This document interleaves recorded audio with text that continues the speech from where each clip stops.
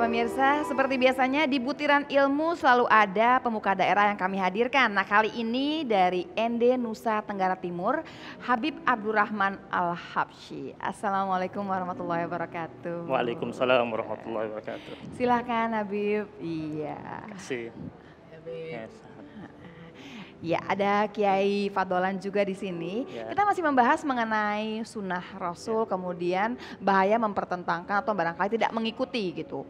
Nah, katanya Habib ada cerita sebetulnya ya mengenai kelompok yang tidak menjalankan sunnah. Silakan Ya. Habib. Bismillahirrahmanirrahim.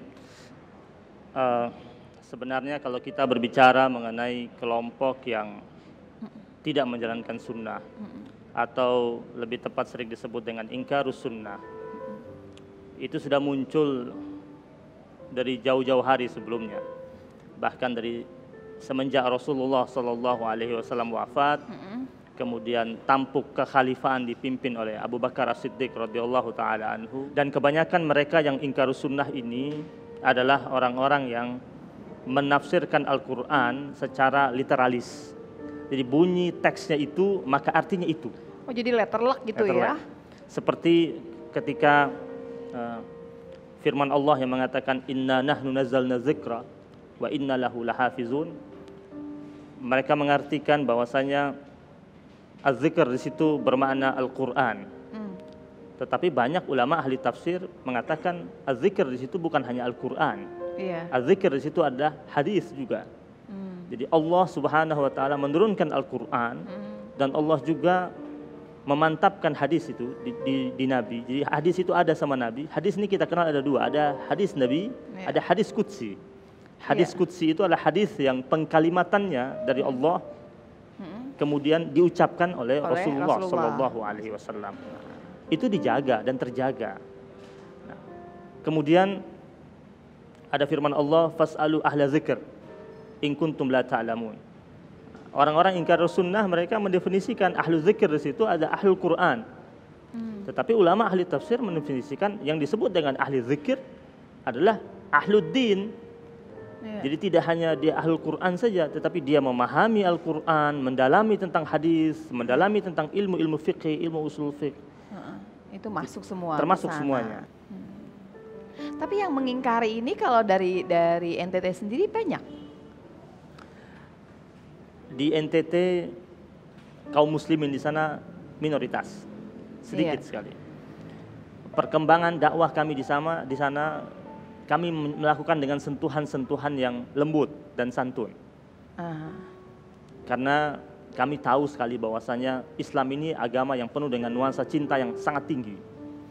Sehingga kami mengenalkan Islam di wilayah NTT itu dengan penuh kelembutan dan kesantunan. Nah, pemirsa ini agak beda ya pemirsa ya. Biasanya kita kan berada di daerah di mana Islam itu sebagai mayoritas.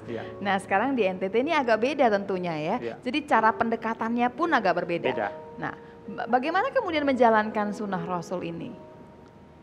Jadi pertama kali yang kami tanamkan kepada mereka adalah firman Allah di surat Ali Imran. Qul in kuntum tuhibbunallaha fattabi'uni yuhibbukumullah wa yaghfir lakum dzunubakum wallahu ghafurur rahim. Jadi kami mengatakan bahwasanya Allah sudah berfirman kepada kita semuanya bahwasanya kalau benar-benar kata Allah kepada Rasul, ya Rasul kalau seumpamanya katakan kepada mereka semuanya, kalau kalian itu benar-benar cinta sama Allah, fattabi'uni, ikutilah aku. Jadi manusia sejatinya kalau menginginkan tuangan cinta ilahiyah yang begitu besar, maka syarat utamanya adalah dia mengikuti Rasul. Dan cara untuk mengikuti Rasul adalah dia menjalankan sunnah-sunnah Rasul semampunya dan sebisanya. Rasul gemar melakukan istighfar. Satu hari tidak kurang dari 100 kali. Padahal beliau Rasul dan manusia suci. Di surat Al-Fat dikatakan liyaghfiralakallahu ma taqaddama min dzambik wa ma ta'akhkhar. Dosanya diampuni terdahulu. Kalau bicara dosa udah paling sedikit lah. Kita yang dan ada garansi ya. Rasul dapat garansi ini. Itu ayat-ayat menunjukkan Rasul dapat garansi 100%. Diampuni terdahulu dan akan datang. Tapi itu masih beristighfar. dari situlah kita mencoba untuk membujuk umat mengatakan Rasul saja yang begitu suci beristighfar 100 kali. Nah kita berapa kali yang kita lakukan? Dan kalau semuanya kita mengatakan 100 kali atau 200 kali, apakah kita melakukannya tiap hari? Baik. Dan kalau tiap hari, apakah kita konsisten, istiqomah, terus menerus? Sedangkan terus kita waktu membaca istighfarnya apa pakai hati begitu ya? Apakah dengan hati? Iya, baik. Pak Kiai, sedikit lagi dong Pak Kiai, saya tuh pengen kemudian dapat yang lebih jelas bahwa kalau kita tidak mengikuti sunnah, apakah kemudian kita akan tersesat? Walaupun tadi barangkali Al-Quran kita pegang, apa kita juga tetap akan tersesat? Lah, bagi dia yang tidak mengikutinya, ya dia akan sesat. Apabila megang kuat maka lantadilu abada, dia tidak akan tersesat.